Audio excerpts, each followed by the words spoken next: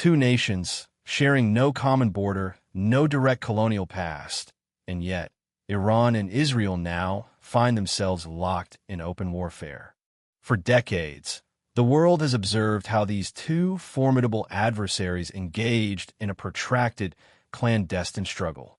Their conflict unfolded through proxy militias, targeted assassinations, relentless cyber attacks, and shadow operations fought on the soil of other nations. While most experts had long warned of the inevitability of direct confrontation, few could have predicted the sheer speed with which it would erupt. To truly grasp the intricate path that led to this catastrophic present, we must journey back more than a century to the dramatic downfall of an ancient empire, the fraught birth of a nation, and a seismic revolution that fundamentally altered the course of history. This is the complete narrative of the Iran-Israel conflict, and the profound reasons why the Middle East may never again be the same. At the dawn of the 20th century, the vast expanse of the Middle East lay under the dominion of the Ottoman Empire, a sprawling Islamic power that had exerted its influence over the region for more than 600 years. Yet by 1900, this once mighty empire was visibly deteriorating. Plagued by rampant corruption, a series of debilitating military defeats, and persistent internal rebellions, it had weakened beyond any hope of recovery. European powers, particularly Britain and France, circled with predatory intent, poised to dismember and appropriate its territories. Then came the cataclysm of World War I. The Ottomans made the fateful decision to ally with Germany, a catastrophic miscalculation. When Germany suffered defeat in 1918, the Ottoman Empire disintegrated entirely. Britain and France swiftly moved in, carving up the Middle East between themselves. They arbitrarily drew new borders that had never previously existed, often bisecting ethnic, religious, and tribal communities with little to no regard for the indigenous populations living there. Britain assumed control over a territory designated as Mandatory Palestine, a narrow strip of land nestled on the eastern Mediterranean coast. This region was home to a majority Arab Muslim population, a substantial Arab Christian minority, and a small but steadily growing Jewish community. It was within these contested lands that the foundational seeds of all subsequent conflicts were sown. For centuries, Jewish people across Europe had endured relentless persecution, facing brutal pogroms in Russia and pervasive discrimination throughout the continent. In the late 19th century, a powerful movement known as Zionism emerged, rooted in a simple yet profound aspiration. Jewish people required a secure homeland of their own, a sanctuary where they could forever be free from persecution. This homeland, Zionists fervently argued, should be Palestine, the ancient biblical land of the Jewish people. During World War I, the British had made conflicting promises to various groups. They assured the Arabs independence if they rose up against the Ottomans. Simultaneously, through the Balfour Declaration of 1917, they pledged support to Jewish leaders for the establishment of a homeland in Palestine. These promises were inherently contradictory, a fact the British were acutely aware of. Throughout the 1920s and 1930s, Jewish immigration to Palestine intensified dramatically, driven by the escalating persecution of Jews in Europe under the ominous rise of Adolf Hitler. Arab Palestinians observed with deepening alarm as the demographic composition of their homeland underwent significant shifts. Tensions between Jewish and Arab communities rapidly escalated into open violence, creating an increasingly volatile environment. Britain struggled desperately to maintain order, finding itself increasingly trapped between two peoples with deeply competing and seemingly irreconcilable claims to the same land. Then, the world was confronted by the horrors of the Holocaust, the systematic extermination of 6 million Jewish people by Nazi Germany. The global community reacted with profound horror and widespread outrage. International support for a Jewish homeland surged to an unprecedented peak that could no longer be ignored. Britain, utterly exhausted and economically devastated by the ravages of World War II, effectively relinquished the intractable problem to the newly formed United Nations and withdrew from the region. On May 14th, 1948, the State of Israel was formally declared. Within mere hours, the United States extended recognition, swiftly followed by the Soviet Union. The Arab world responded with an outpouring of fury and condemnation. The very next day, a coalition of 5 Arab armies from Egypt, Jordan, Syria, Iraq, and Lebanon launched a coordinated invasion of the newborn state, with the explicit intention of crushing it before it could establish a firm foothold. What ensued was the 1948 Arab-Israeli War. Against nearly all military predictions and expectations, Israel not only survived but emerged victorious, expanding its territory. By the war's conclusion, it controlled more land than the United Nations partition plan had originally allocated. For Israelis, this conflict became known as the War of Independence, a miraculous triumph, the realization of a 2,000-year-old dream. For Palestinians, however, it was the Nakba, or the catastrophe. Over 700,000 Palestinian Arabs were either forced to flee or were expelled from their ancestral homes. Entire villages were razed to the ground, giving rise to a refugee crisis that, to this day, remains tragically unresolved. So, where exactly did Iran fit into this tumultuous landscape? In 1948, Iran was a constitutional monarchy governed by a Shah, or king. Importantly, Iran was not an Arab country. It was Persian. It held no direct stake in the Palestinian cause in the same manner as the Arab nations did. Crucially, under the Shah, Iran maintained relatively normal diplomatic relations with Israel, and the two countries even engaged in cooperation on intelligence and military matters. How, then, did Iran transition from being a quiet, even cooperative, neighbor to becoming Israel's most formidable and dangerous enemy? The answer lies in one of the 20th century's most dramatic and consequential political upheavals. Throughout the 1950s, 1960s, and 1970s, Iran was ruled by Shah Mohammad Reza Pahlavi. The Shah was a fervent modernizer, actively promoting Western-style reforms such as women's rights, land redistribution, and rapid industrialization. He was a staunchly pro-American and anti-communist leader. However, the Shah's grip on power, while appearing strong, was not as secure as it seemed. In 1951, Iran's parliament elected a new prime minister, Mohammad Mossadegh.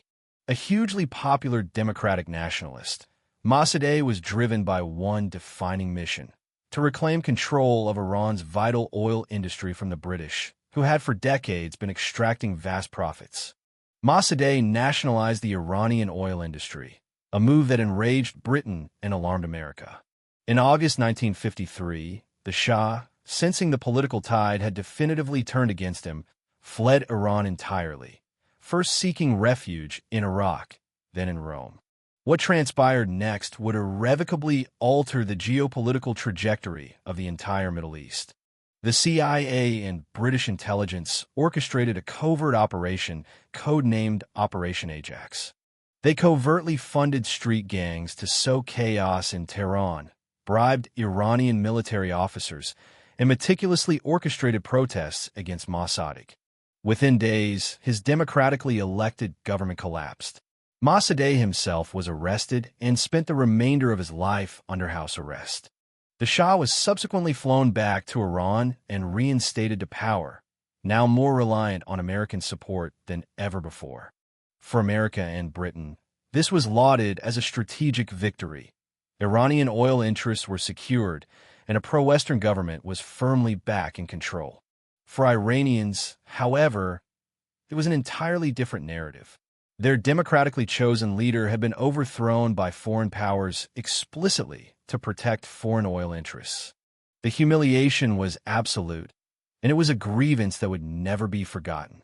The Shah ruled with ever-increasing authoritarianism through the 1960s and 1970s. His infamous secret police, the Savak, systematically imprisoned, tortured, and murdered political opponents. Dissent was ruthlessly crushed. Because Iran was immensely oil-rich and strategically vital to Western interests, America largely looked the other way. Beneath the seemingly calm surface, Iranian society was simmering with deep-seated resentment and unrest. In 1979, the pent-up pressure finally erupted. Massive protests swept across Iran, and the Shah's government ultimately collapsed. He fled the country in January 1979 and tragically died in exile the following year.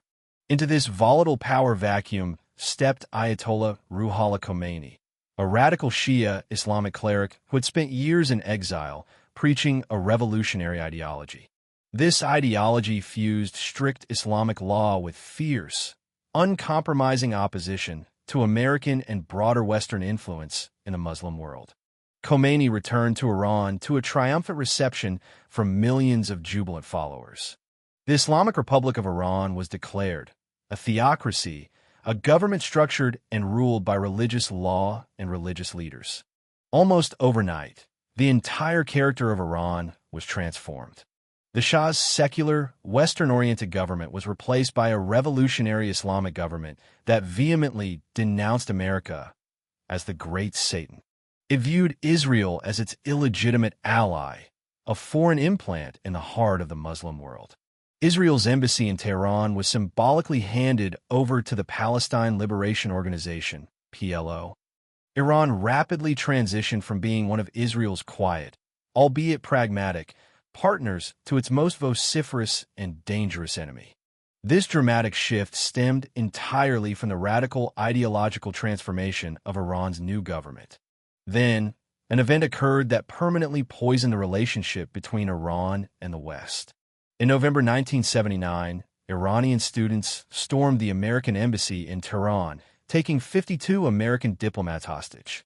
They were held captive for a staggering 444 days. The hostage crisis utterly destroyed any lingering possibility of reconciliation between Iran and America for an entire generation. Iran's deep-seated hostility to Israel, which America steadfastly backed, hardened into an unshakable, permanent ideological doctrine. In September 1980, with Iran weakened by its revolution and internationally isolated, Iraqi dictator Saddam Hussein launched an invasion. The ensuing Iran-Iraq War lasted 8 brutal years, claiming the lives of over 1 million people. Iran fought with fervent revolutionary zeal, but was significantly outgunned and remained internationally isolated, while America and much of the West quietly provided support to Iraq. The war had 2 profound and lasting consequences for the Iran-Israel conflict. First, it profoundly convinced Iran's revolutionary leadership that they must develop their own advanced military capabilities and could never again rely on the fickle support of foreign powers. This strategic imperative would ultimately drive Iran's dedicated nuclear program. Second, Iran meticulously developed and deepened its strategy of supporting proxy militias across the region. These groups were designed to fight Iran's enemies without requiring Iran itself to engage in direct conflict. The most significant of these was Hezbollah, a Shia militant group established in Lebanon in 1982 with direct Iranian support, including weapons, training, and funding. Hezbollah's primary stated purpose was resistance against Israel. Iran had thus discovered a potent way to wage war against Israel without ever firing a single shot from Iranian soil. The sophisticated proxy strategy was decisively born. Throughout the 1990s and 2000s, Iran steadily advanced its nuclear program, officially maintaining that it was for civilian energy purposes. Israel and the West, however, remained profoundly skeptical. A nuclear-armed Iran represented Israel's gravest nightmare, an ideologically hostile regime that openly called for Israel's destruction, potentially armed with a nuclear weapon, constituted an existential threat that Israel declared it could not and would not tolerate. Israel responded with a multi-pronged approach. Covert sabotage operations specifically targeted Iranian nuclear scientists. Several were assassinated in operations widely attributed to Israeli intelligence. The sophisticated Stuxnet computer virus, believed to be a joint American-Israeli creation, was deployed to physically disrupt and destroy Iranian nuclear centrifuges. Iran, in turn, retaliated by deepening and expanding its proxy network. Hezbollah in Lebanon, Hamas in Gaza, the Houthis in Yemen, and a multitude of Iranian-backed militias spread across Iraq and Syria. This created a strategic ring of armed groups effectively surrounding Israel on every side, all consistently funded, trained, and armed by Tehran. The 2015 Iran nuclear deal, formerly known as the Joint Comprehensive Plan of Action, JCPOA, briefly offered a diplomatic path to de-escalation. Iran agreed to significantly limit its nuclear program in exchange for the lifting of burdensome international sanctions.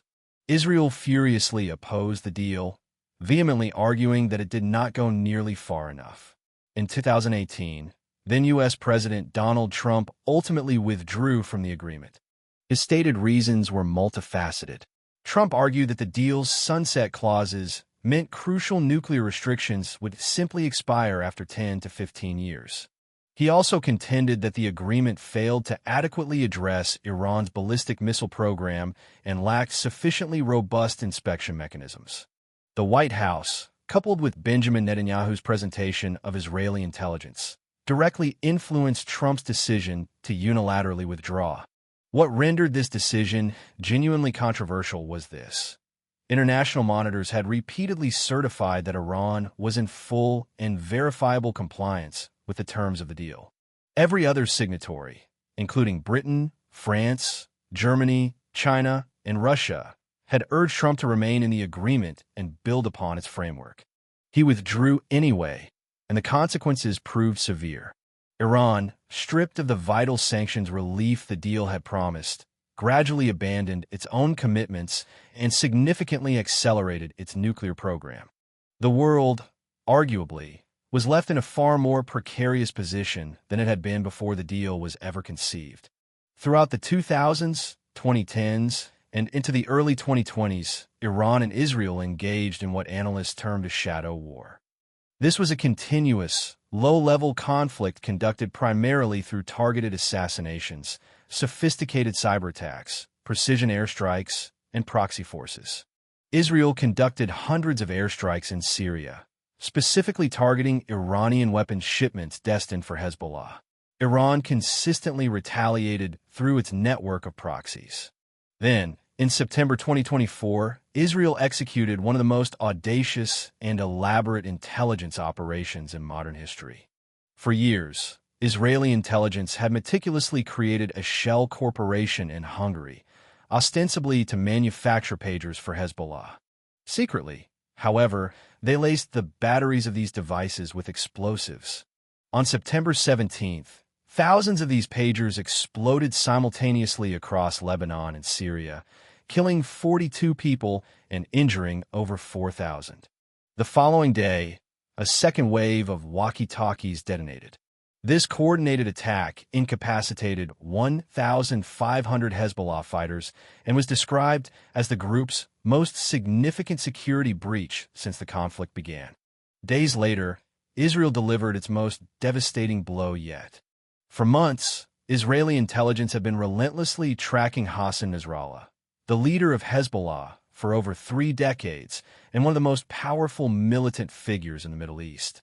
They confirmed he was scheduled to meet with senior Hezbollah commanders in a fortified underground bunker buried 60 feet beneath a residential apartment block in Beirut's Dahia suburb. On September 27, 2024, the Israeli Air Force launched its strike. 80 bombs were dropped on the building in a single, coordinated assault. The underground bunker, specifically constructed to withstand nearly any conventional attack, was utterly obliterated. Hassan Nasrallah was confirmed killed, alongside several senior Hezbollah commanders and an Iranian Revolutionary Guard general. Iran's carefully constructed ring of proxies, built over decades and at enormous cost, was being systematically dismantled. The shadow war came perilously close to morphing into a full-scale conventional conflict in 2024. In April, Israel bombed the Iranian consulate annex in Damascus, Syria, killing 2 Iranian generals and 7 other senior IRGC officers. Bombing a diplomatic mission on foreign soil was widely perceived as a significant escalation and a flagrant crossing of a major red line. Iran retaliated on April 13th with an unprecedented barrage of over 300 drones and missiles, its first-ever direct military attack on Israeli soil. Israel and its allies managed to intercept 99% of them. Then, in October 2024, Iran launched a second missile attack. This time, Iran explicitly cited Israel's assassinations of Hamas leader Ismail Haniyeh, Hezbollah leader Hassan Nasrallah, and senior commander Abbas Nilfashian as justifications. This presents a crucial juncture for understanding the conflict with a degree of fairness. Every Iranian attack in 2024 was explicitly presented as a direct response to a preceding Israeli action. Whether one accepts that justification or not, the precise sequence of events carries significant weight. Neither side in this protracted conflict can claim to have entirely clean hands. Israel responded forcefully, destroying much of Iran's air defense systems and demonstrably proving its capability to strike deep inside Iranian territory at will. Iran was thus confronted with a stark choice: either watch its regional strategy crumble entirely or escalate directly. We simply cannot recount this unfolding story without acknowledging the events of October 7th, 2023. Hamas, significantly funded and supported by Iran, launched the deadliest attack on Jewish people since the Holocaust. 1,200 Israelis were brutally killed, and 250 were taken hostage. Israel's response was ferocious and immediate, followed by a full-scale ground invasion of Gaza. By the end of 2024, over 40,000 Palestinians have been killed, the majority of whom were women and children. The United Nations described the humanitarian situation as nothing short of catastrophic. A growing number of international legal scholars began to use the chilling word genocide to describe the unfolding events, a claim Israel vehemently rejected. The Gaza war acted as a powerful accelerant for everything. It immediately activated Iran's sophisticated proxy network and further radicalized populations across the entire region.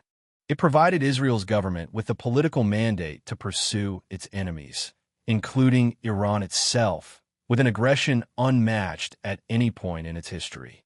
On February 28, 2026, the United States and Israel launched a massive, coordinated military campaign against Iran, codenamed Operation Epic Fury.